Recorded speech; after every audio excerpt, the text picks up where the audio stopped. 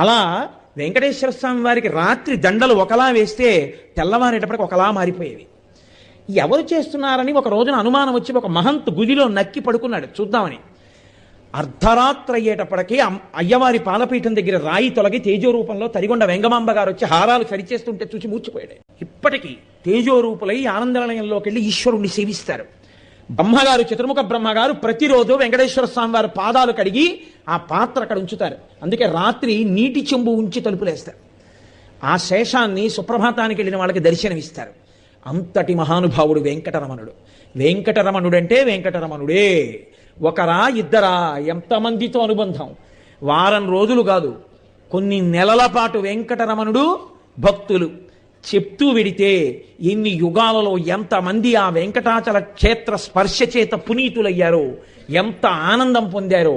ఇప్పటికీ నేను మీకు ఒక యథార్థం